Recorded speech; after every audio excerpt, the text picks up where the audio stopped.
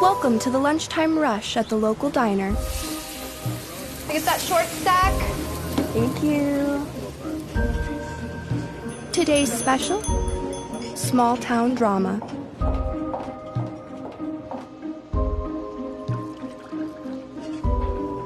Later.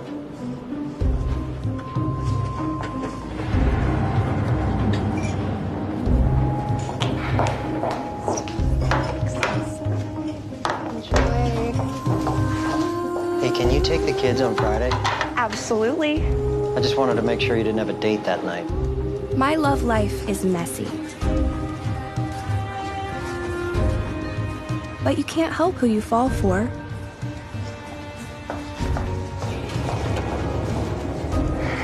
Coffee, tea, or... Nothing for us. Run along now, honey. Some people are gossiping about me, and the others are jealous of me. I'm carrying around a big secret, one that just months from now will get me killed.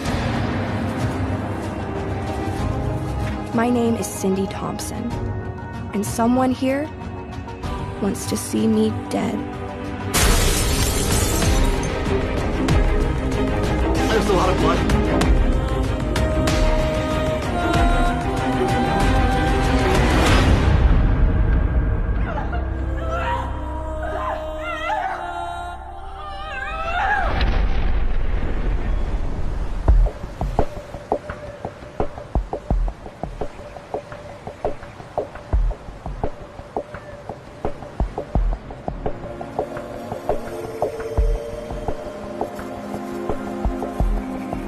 After 6 years, 2 kids, and 1 divorce, I'm going back home. Stroll down memory lane. Well, it's actually my best friend Cheryl's place. You guys. Oh, we look so young. And dumb. Oh, we still do, sugar. She was a very sweet person, shy, but she likes to tell jokes, so it was very easy to get along with her. We got in so much trouble. Homecoming. Cindy is my little sister. We were the 2 youngest. Back then, she was the darling of the neighborhood. She had such great manners, and she got along with everyone. Oh, I'm so glad you're here. In high school, Mark Davis, he was the one who made her smile. It didn't take long for them to feel the fire. They were a good match. Mark was my first love in high school. But sadly, he didn't want to settle down with me. We broke up, and then he started seeing a family friend of his, Carol Sanders.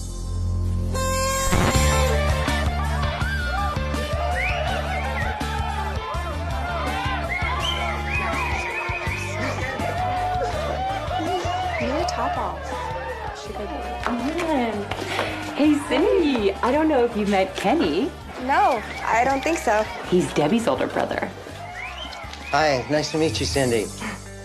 After the high school sweethearts had ended their relationship, she met Ken Woodward, local boy. Do you want to hear a joke? What? Do you want to hear a joke? Yeah, sure. Why do cows wear bells? I don't know. Their horns don't work. Okay.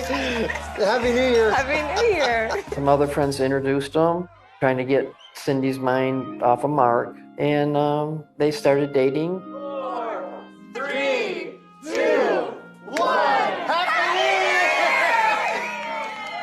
The first time I met Kenny, I thought, he's a really nice guy. They met New Year's Eve, and then they were married the following May. It was a big church wedding, and she was extremely happy, and they made such a cute couple. Wasn't Mark, but he was stable, he had a good job, fell in love, and before long, that marriage produced 2 children. Kenny was older than us. He worked. He did take care of the kids really good. Look, you're a good mother and everything, but it's not enough for me. What are you not saying? There's something else. What's going on, Kenny? Kenny was very frustrated and getting angry. He knew something was going on. I don't think you love me. And I need my wife to love me, not just go through the motions. What are you talking about? She just couldn't get Mark out of her heart, I think. Dear Mark, found this in your purse. You've never written anything like this to me. Oh, God. You still love him, don't you? Don't you? Mom!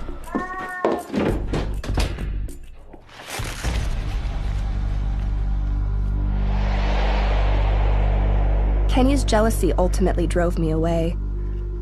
But I just didn't know how hard single life was going to be. Cindy knew that she wasn't able to provide for her kids properly because she didn't have a place to live yet. So she gave custody of the kids to Kenny. I have an idea. Let's unpack the wine coolers next, okay?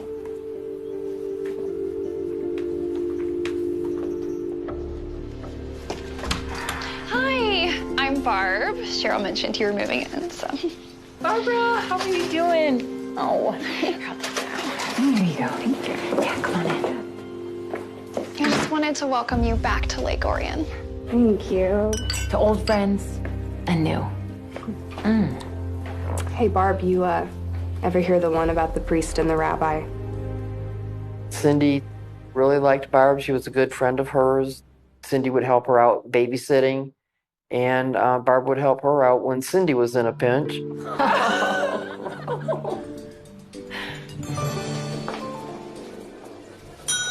Doing great, kiddo.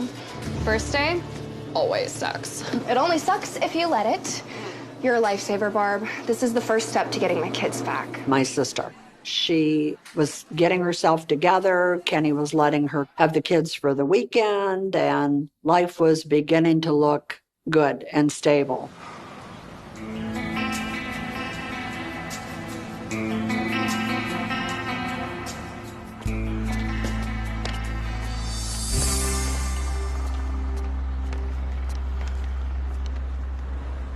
Mark? Cindy? What are you doing here? I thought you were in California. No, not anymore. It was just a fad, like everything in California. So how are you doing? Okay. You know, single again. It must be catching.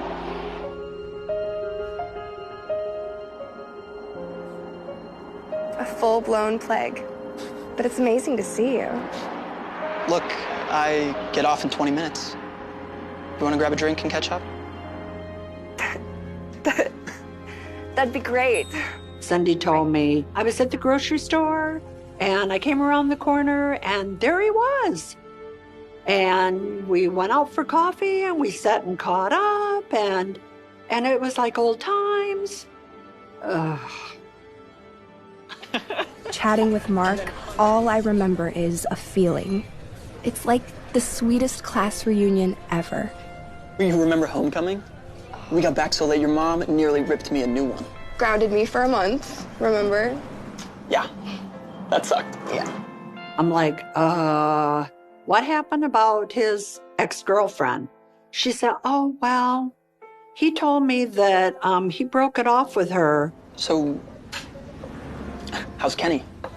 I mean, I assume you still see him with kids and all? Yeah, he's okay. We do have 2 beautiful kids. Yeah.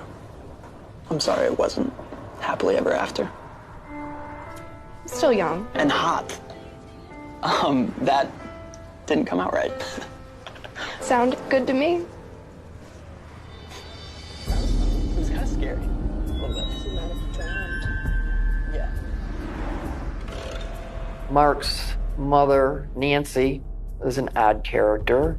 She didn't care for Cindy, thought of her as a lowlife. Amazing to see you. So good to see you. Have the best day. That night, I go home to my apartment. Unfortunately, Mark goes back to his, and he's not as single as I was led to believe. Where you been, stranger? Cindy took everything Mark said as gospel. And all the lies would eventually lead to my murder.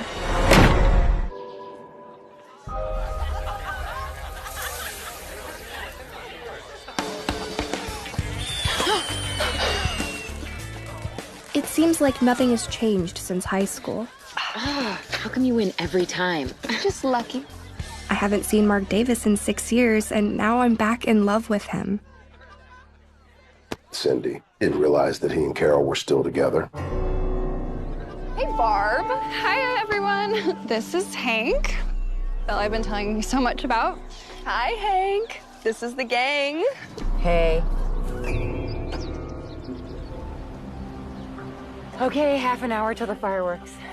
Good time to catch a buzz. He was an ex-police officer. Hank thought of Mark as a lowlife. And from what I understand, Hank, as far as I know, didn't like Cindy very much. Penny for your thoughts? I'm heading home. What? You'll miss the fireworks. This ain't my scene. You're not a cop anymore. Lighten up. I don't want that stink on me. And I certainly don't want it on you. You know I don't do that. And neither does Cindy. Who knows what Cindy does? But I do know if you wallow with pigs, you're gonna get filthy. Don't bring anyone home with you. She tried not to talk to him that much. She always tried to deal with Barb, because Barb was her friend. I know she didn't feel comfortable around him, around Hank.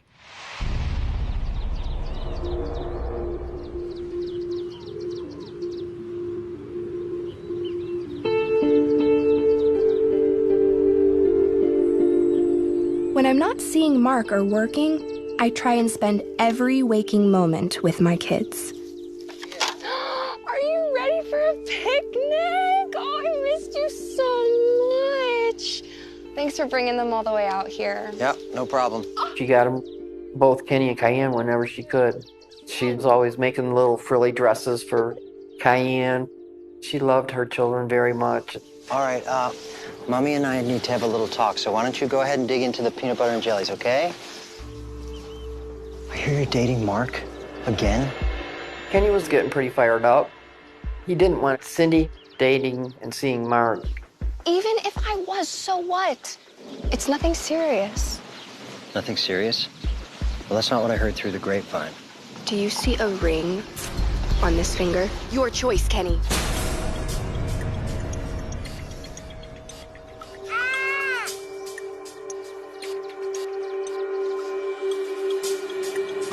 Unfortunately, Kenny isn't the only one that doesn't want me seeing Mark.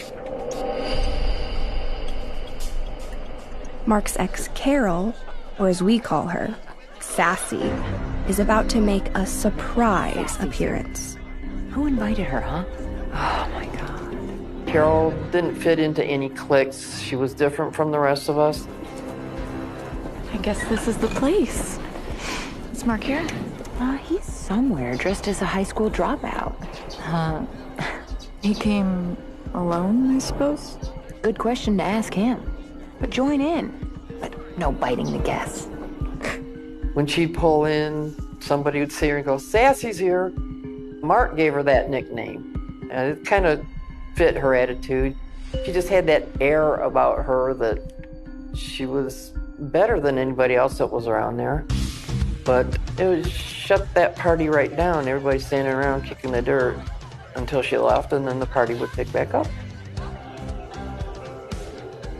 Carol, wow. I'd heard you'd left town. Well, Cindy Thompson. What a surprise. Now, where on earth did you hear that? Well, you know. The grapevine. Yeah. Well, you look Great. Thanks. Designed it myself.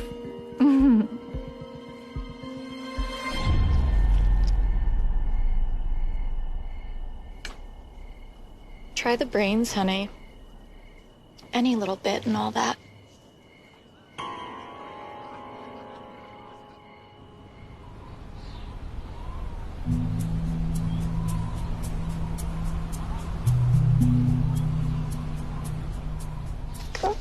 Come on. Here we go. All right. Okay. All right, you ready to go home? All right, car's unlocked. Go ahead. I put some extra snacks in their backpacks and a couple of new presents. Yeah. Great. I'm sure it's all right. Is that stuff going too? Oh, no, not those. Oh. For Mark, I guess. Kids are waiting. That guy is a loser. Now he's got you buying him stuff. What you gonna do when he dumps you? Just go. Mark's birthday was in December, not far from Christmas. Go! Merry Christmas.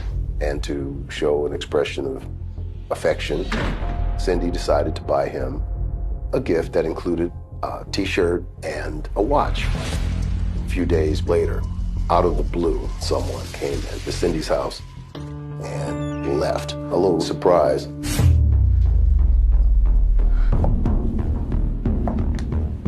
Someone broke into my house and trashed my gifts to Mark.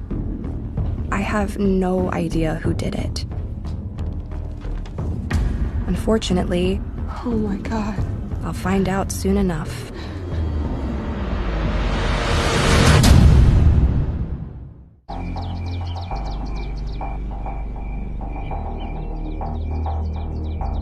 After the break-in, I walk on eggshells around anyone who could possibly have done it.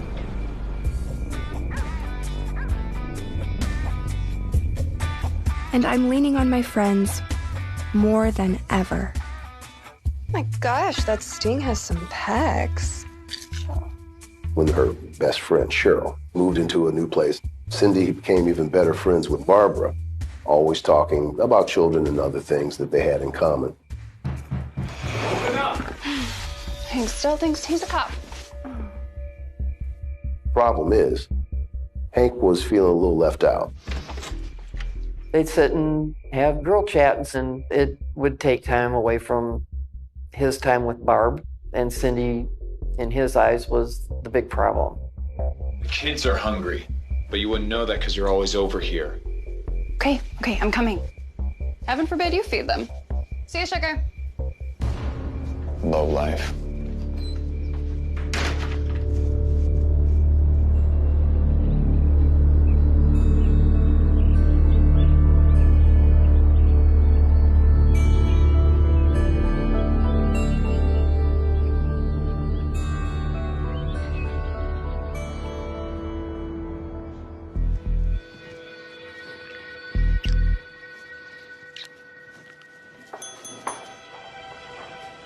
Have you seen Mark?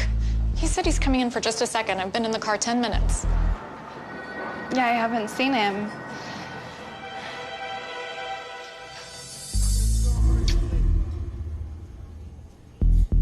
You coming over tonight? I got something extra special for you. Well, actually, no. Maybe tomorrow night? What the hell? I have the kids tomorrow. You know that. All right. Okay. I still live with Carol. You happy now? No, I can't hear this right now. Look, I'm sorry. I didn't want to. Have one girl when you could have two. No, it's not like that. I love you, Cindy. Only you. You have no idea. No idea. It's gonna be okay. Will it? I'm pregnant, Mark.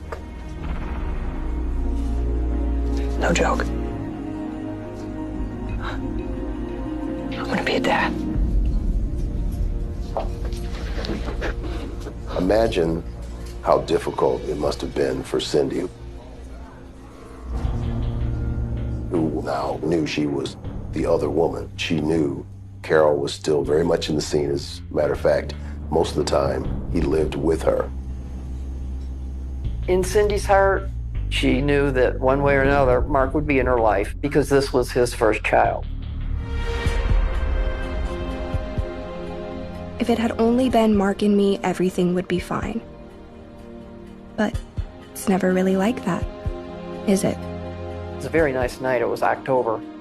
We had a bonfire party. Mark had his van pulled down into the backyard so we could open up the doors to have music. Hold on a second. Wow, this looks like a good old time. Why didn't we hear about this, Cheryl? It's a private party, Carol. I had not invited Carol or Nancy, which is Mark's mother. Price of admission. Nancy Davis didn't like Cindy. Nancy and Carol's mother, they were best friends. They wanted Mark and Carol to marry and make them in-laws. Don't look behind you. Well, well, well. Cindy interfered with those plans. So, the rumors are true. Cindy, you remember my mom? Sure do. Miss Davis, it's been a long time. It has. It has. So, I hear you have 2 kids and a divorce under your skirt already. Excuse me. Cindy said she's just going to go and lay down in Mark's van. There was a bed in there. Just stay out of sight. Cindy, I'm sorry. Just get rid of them. I need to lie down. I can't do that. She's my mom. I could lose the baby, Mark. Get rid of them. Now, you'd think that there's going to be a problem. It would come from Carol, of course, because, Cindy's with her guy. But no, it was the mother. You need to stay away from my son, you no-good slut. What the hell? She's the one that caused the scene. She's the one that sort of publicly dressed down Cindy and basically said, who are you? You're just working at a diner. You're already a mother and you've lost custody of your kids. You're not good enough for my son. Trap my son by getting pregnant? It's not like that. I love Mark. He was supposed to marry Carol. And now, my first grandbaby's gonna be some deformed bastard? Slut? Slut? Mom, Slut! stop it! Mark said that his mother would call Cindy a slut.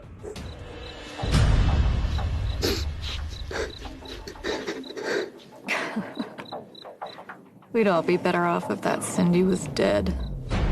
Cindy started scaring me, telling me that Mark's mother hated her guts. So that was my first inclination that there was trouble ahead.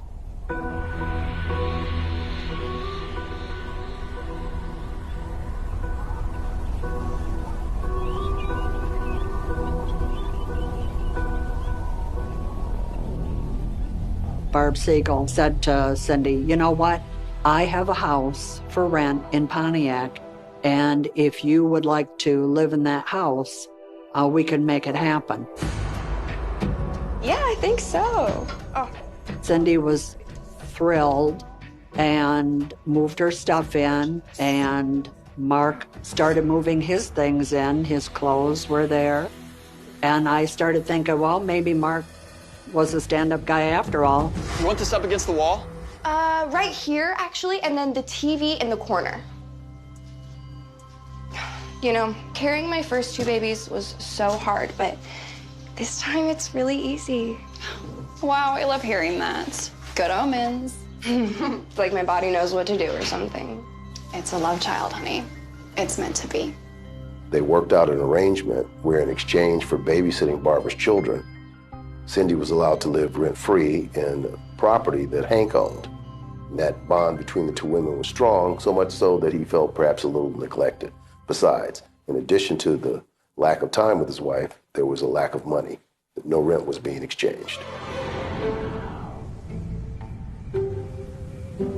It's all good. I'm 4 months in and starting to show, and I feel like I got a whole new life ahead of me.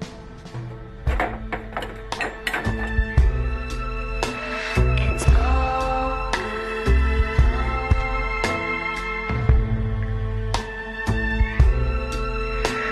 It's all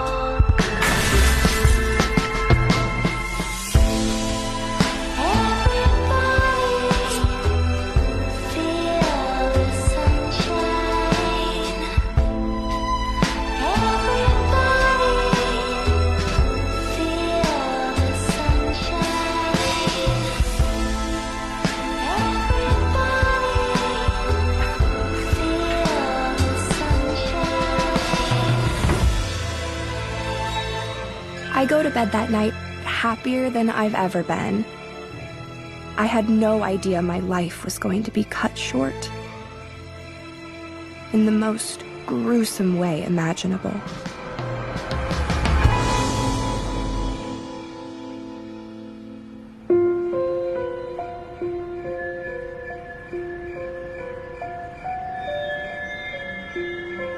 In the early morning hours, about 4:30, 5 o'clock, Mark Davis drove over to Cindy Thompson's. Cindy? Just came to pick up that weed I left over here. Cindy? He let himself in. He had a key. Cindy? Cindy? Cindy? The light wasn't working. So he put a new bulb in. Oh my God.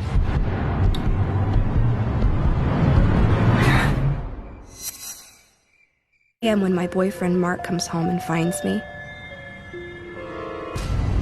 Oh my God.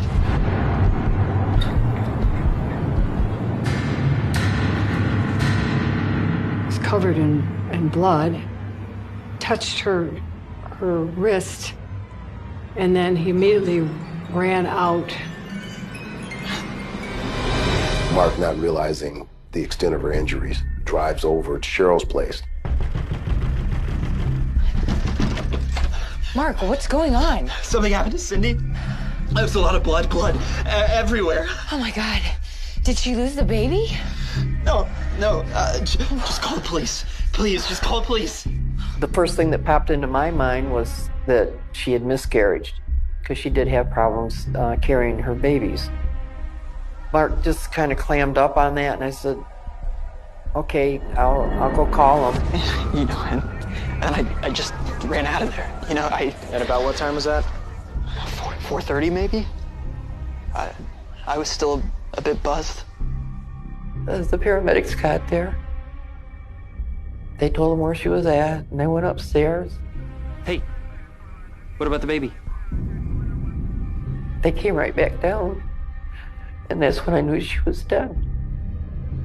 And I was in shock. This is the hard part. Cindy was my best friend. She had a nice smile, twinkle in her eyes. We like to make each other laugh. The police called and told me the news, and I lost it. Closest I've ever come to in my life to just completely pulling down the shade and calling it quits. And it was the worst day of my life.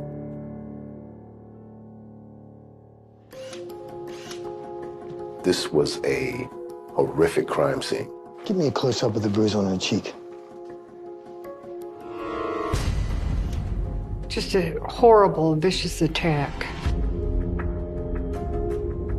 Veteran detectives said it's one of the worst scenes they had seen. She had like at least 9 deep head wounds. The scalp was triangularly split, which is indicative of a blunt object, whether it's a hammer, a board, or whatever. A blade used from her spine all the way around to her right side. Cindy had been disemboweled. She bled through the ceiling above the light fixture in the living room. It seems very personal, vicious, just total overkill. So, no blood was found on your clothing. That's a big plus for you. Could have changed before he went back to the house. Any idea how many perps call the police after they commit a murder? No, throw us off the scent. Mark Davis was a suspect because he was there at the scene. He had been drinking. Lots. He's just trying to scare you, honey. Get to the point. Did you kill your girlfriend? No. Friends say you hated her guts, that you said her baby would be deformed. Outrageous. You have another girlfriend, don't you? Don't answer that, Mark. If they want any more from us, they can go through our lawyer. Goodbye, detectives.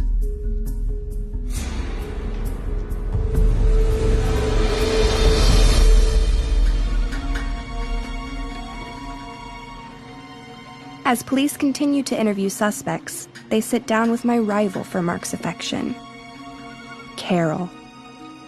I heard it was absolutely horrific. Nobody deserves that. It's no secret we weren't friends, but I wouldn't wish that on my worst enemy. You have a lot of enemies? No more than most, I suppose. Where were you last night? I came home from work. Mark was here to pack his video games. Looked to me more like he was just playing them. And my friend Carol Deere was with us. I went to bed early. Another Carol. Carol Deere. Is that with an A or like Bambi? Carol Deere, who was a friend of Carol, had been crashing on her couch for a while. I just separated from my husband, so Carol let me couch surf here for a while. When did you get home last night? I got home from work about 1:30 a.m. Carol was sleeping. Mark was here playing video games and drinking and high. Did Mark go out again? He must have. I mean, I fell asleep. Mark woke me up coming back inside. He had just been to Cindy's place and then I think Cheryl's, and he was just freaking out. Timeline fits. He must have stopped by on his way back to Cindy's house to meet us. He was acting real crazy. And I'll never forget what he said. What did he say? He said I could get busted for murder 1. Mark Davis said that. Busted for murder 1. Mark was always going to be a suspect, particularly considering that he burst down the door about 4:30 a.m. and allegedly said that he was in big trouble, that he might be a suspect for a murder 1 conviction. Could Mark really have done it? Or was someone else responsible for my murder?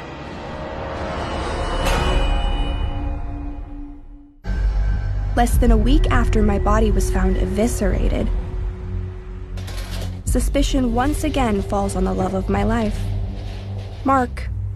Hey, Mark. Hey, my mom said I can't talk to you guys without my lawyer. Mark, we're not here to talk. Just ask questions. Okay. So, what's up with the I could have been booked on murder 1 statement? Look, man, I just found my girlfriend lying dead in a pool of blood. And I've seen enough Cagney and Lacey to know you guys would think I did it. The boyfriend always does it, right? But I didn't. Who do you think did it? I know one guy angry enough with Cindy to kill her.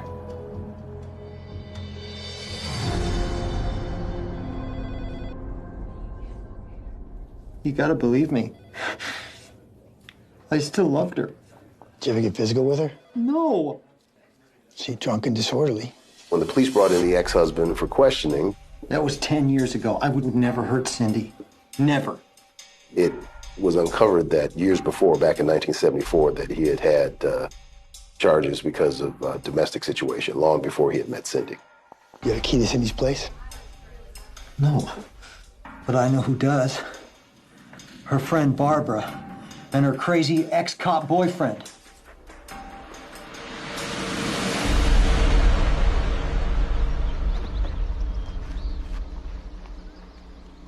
I've been expecting you guys. Is that so? Used to be on the force. Pontiac PD. Ah, it's good to know, Hank. You won't mind if I get right to the point. Word is you didn't like Cindy Thompson very much. No secret. Too much of a partier. Nice enough girl, don't get me wrong, but she was a bad influence on Barb. I understand she lived here for cheap. Hell, lived here for nothing. She did babysit for us, though, so... Not the same as cold hard cash, though, is it? Well, no. As the landlord here, you must have a key, right? Yeah, of course. So did her scumbag boyfriend. Anything else, detectives? Just let us know if you have to leave town. Roger that.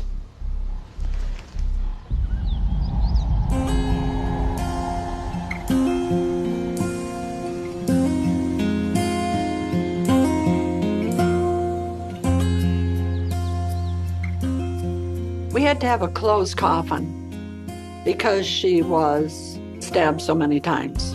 And then having to see her 3- and 5-year-old put roses on her coffin to say goodbye.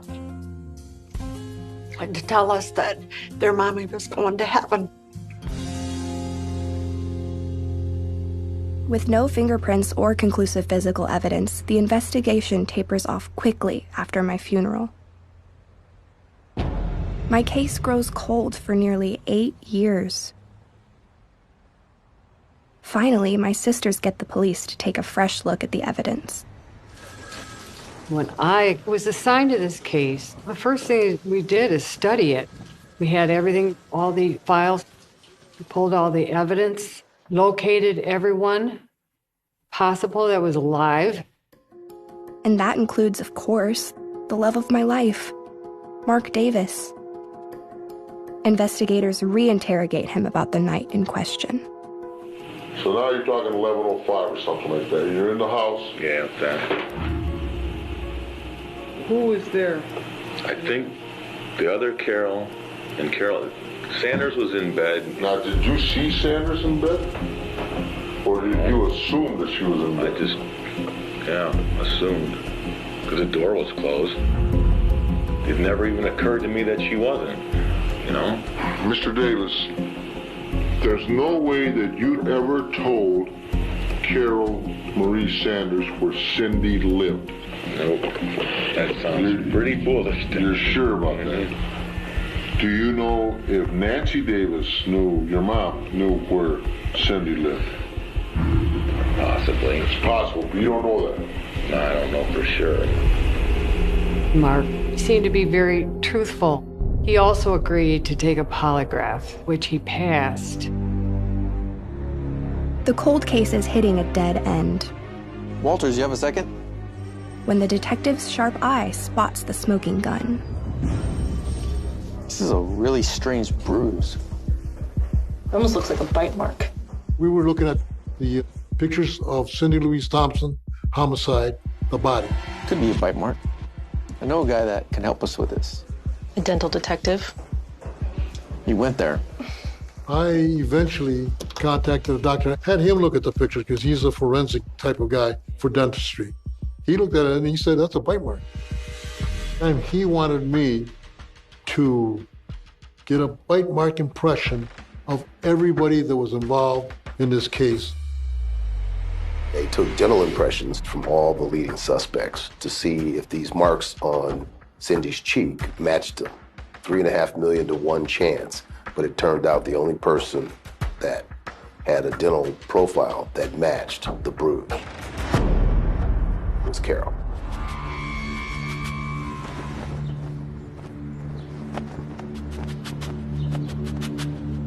With this information, police interrogate Carol one last time. Did you ever go around, ma'am, telling people you wanted Cindy dead? No. Did you ever go around telling people that you wanted the baby dead? No. Did you kill Cindy Louise Thompson? No, I did not. You know, for the person that did it, it's got to be really bugging them. 9 years later, it's still not going away. Well, obviously, the person that did it must have known what they were doing if they haven't been able to catch them by now, I presume. Then, the other shoe drops when a hammer and knife are found in a storage locker. The storage locker that once belonged to Carol. We got her. Carol Sanders, she denied everything, but we knew that it was her. Without a confession, detectives have to piece together what happened on the night I was killed. But this was all planned. She knew enough to not be seen when she entered the house. She knew enough to take all the weapons with her. She knew enough to wait. Carol Sanders hit her with a blunt object, possibly a hammer, possibly a piece of wood.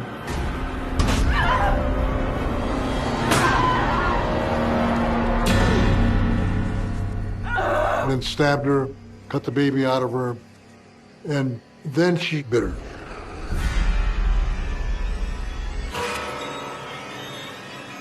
The bite mark to me was, this is going to be the coup de grace or the kiss of death. And then Carol left Cindy Thompson to die. You can't understand. You try, but that's the epitome of evil.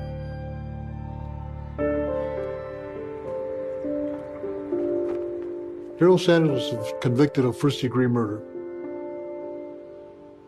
and eventually sentenced to life in prison. Carol wanted Cindy dead. She figured she was going to just have it done and over with, and then she would have Mark to herself forever. I understood in her sick, twisted mind that she felt that if she couldn't have the baby, she wanted to make sure that baby didn't survive. Cindy's dreams were cut short and to the quick because of one person's manic act of hate and despise for her. It took me a long time to be able to come to terms with it was not in our control. We just were the ones left behind to deal with it. After 10 years, justice is finally served. But I'd be lying if I said there was a silver lining.